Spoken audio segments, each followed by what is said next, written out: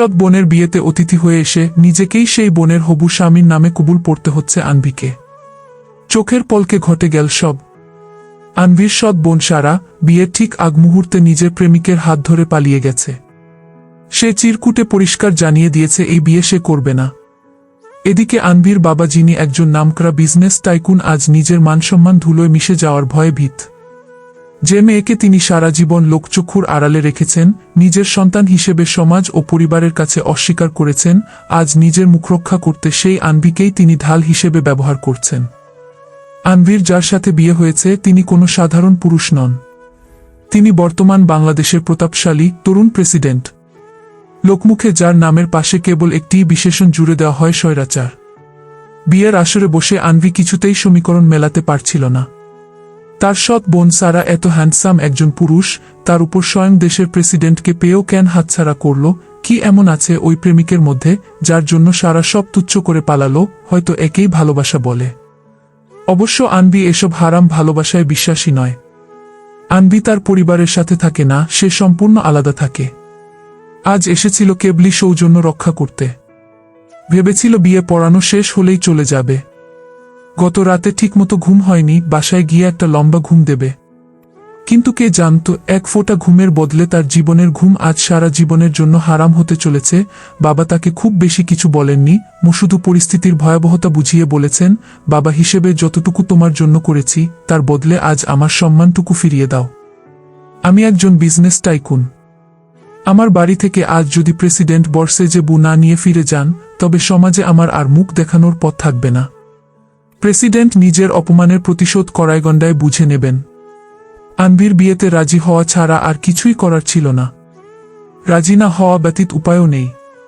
তার জন্মের সময় তার মা আত্মহত্যা করেন, কেন করেন তা অবশ্য পরেই জানা যাবে। আনভির জন্মের পর তার বাবাই তাকে বড় করেছেন। তবে বড় করেছেন বলতে শুধু টাকা পয়সা আর ঐশ্বর্য দিয়ে বাবা হিসেবে তিনি তার পাশে কখনোই ছিলেন না। আনভির খালামণি আনভিকে বড় করেছেন, আর সব খরচ তার বাবা দিয়েছেন। আনভি যে বিখ্যাত বিজনেস টাইকুন মিস্টার ইয়াহিয়া দেওয়ানের মেয়ে, সেটাও কেউ জানে না। এবার বুঝে নিন বাবার কাছে সে কতটা গুরুত্বপূর্ণ। আনভি উনার করা দয়াগুলোর হিসেব চুকাতেই বিয়েতে রাজি হয়েছে। অবশ্য রাজি হওয়ার সাথে এটাও বলে দিয়েছে, এই শর্তের মাধ্যমে আমাদের সম্পর্ক শেষ।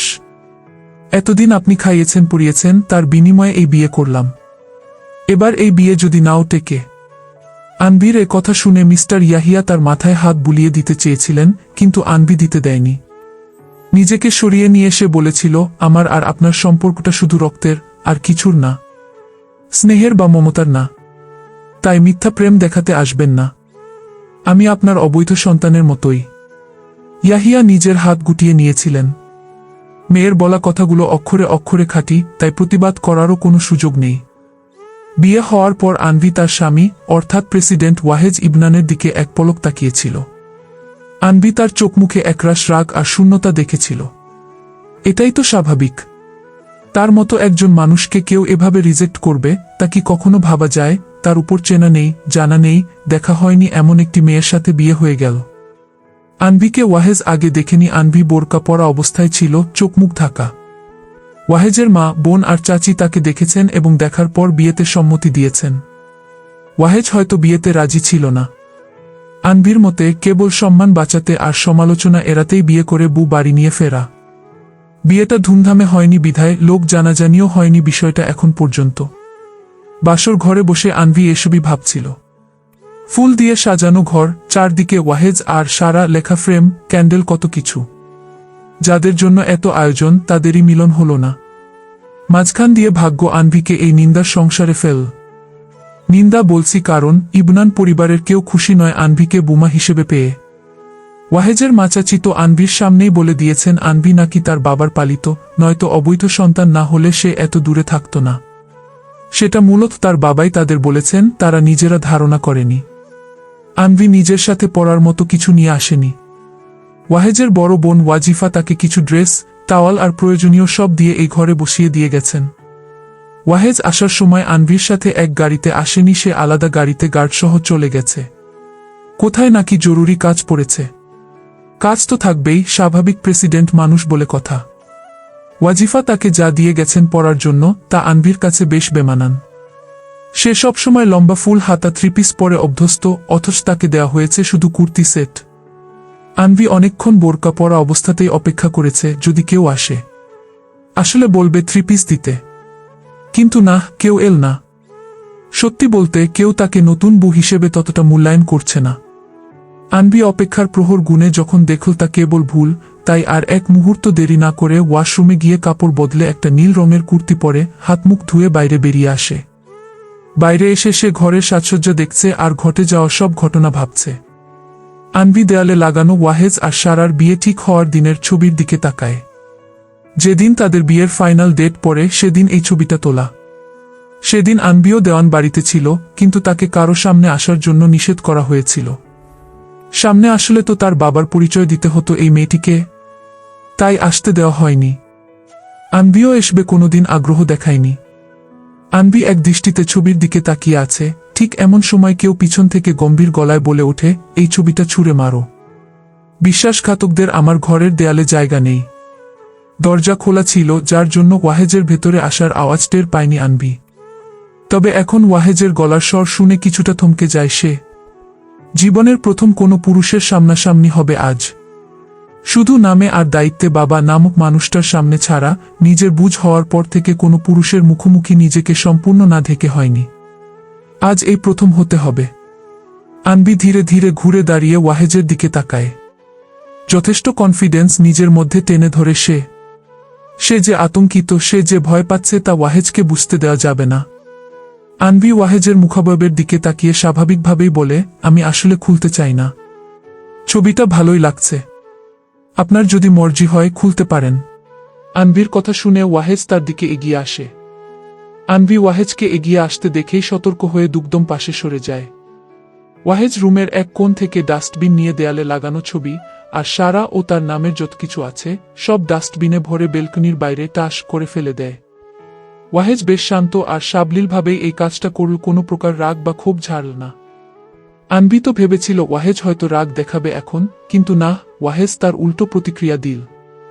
ওয়াহেজ ঘরে ফিরে আসতেই আনভি তাকে জিজ্ঞেস করে, আচ্ছা একটা প্রশ্ন করব, কিছু মনে না করলে? ওয়াহেজ দাঁড়িয়ে গিয়ে আনভির দিকে তীক্ষ্ণ দৃষ্টিতে তাকায় আর বলে, জি করো। তুমি করে বলছি, কারণ এখন তুমি মানে আমার জন্য তুমি আর কি? এমন অদ্ভুত কথা শুনে আনভি মাথা নাড়িয়ে বলে, আচ্ছা সমস্যা নেই, বলুন। আমার প্রশ্নটা হলো, প্রথমত আমার মতো এমন একজন অচেনাকে বিয়ে হলো, তার মধ্যে আসল যার সাথে বিয়ে হওয়ার কথা ছিল সে পালিয়ে গেল। আপনার কি রাগ হচ্ছে না? ওয়াহেজ আনভির কথায় মুচকি হেসে বলে, এমন তুচ্ছ বিষয়ে রাগ করা কি আমার সাথে যায়? একটা দেশের দায়িত্বে আছি আমি, আর ঘরের এমন তুচ্ছ বিষয়ে রাগ করলে কি আমার হবে? তুমিই বলো।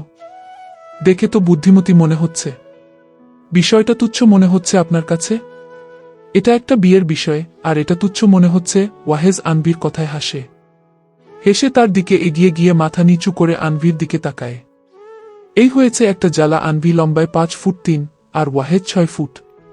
কাছ থেকে কথা বলার সময় মাথা নিচু করে কথা বলতে হয়। এখন আনভির দিকে ঠান্ডা চোখে তাকিয়ে ওয়াহেজ বলে, তুমি কি আমাকে বোকা ভেবেছ? আমি তোমাদের চাল ধরতে পারিনি মনে হয়? বিয়ে তো তোমাকেই দেওয়ার কথা আমার কাছে। মাঝখানে তোমার বোনকে দেখানো, তার পালিয়ে যাওয়া, সবই তো তোমাদের নাটক। তুমি তোমার বাবার অবৈধ সন্তান, তোমাকে নিজের মেয়ে বলে তো ধুমধামে বিয়ে দিতে পারবে না, তাই এই খেলাটা খেললে তোমরা আমাদের সাথে। খেলেছ যখন, ভালোই হয়েছে। কিন্তু মনে রেখো, বিয়ে যতই হোক, বউ কখনো হতে পারবে না। আমি ওয়াহেজ ইবনান এমন বেঈমান নারীকে নিজের স্ত্রী হিসেবে কখনোই স্বীকৃতি দেব না। আনভি কথাগুলো শুনে স্তব্ধ হয়ে দাঁড়িয়ে থাকে। তার কি বলা উচিত এখন? এসব কি বলছে ওয়াহেজ? সে কিভাবে বোঝাবে? এসবের কিছুই সে জানে না। আনভি অনেকক্ষণ চুপ থেকে ফিকে হেসে ওয়াহেজকে বলে, আমার ঈমান নিয়ে কথা বলার অধিকার আপনার নেই। আমি এসবের কিছুই জানতাম না। ইভেন মিস্টার ইয়াহিয়া মানে সম্পর্কে যে শুধু আমার বাবা, তার সাথেও আমার এসব নিয়ে কথা হয়নি। দাওয়াত পেয়েছিলাম, এসেছিলাম দোষ কাটাতে। দোষ কাটাতে এসে দোষী সাব্যস্ত হয়ে যাব ভাবিনি। আপনার যদি মনে হয় আপনার ধারণাই সঠিক, তাহলে আমাকে ডিভোর্স দিতে পারেন।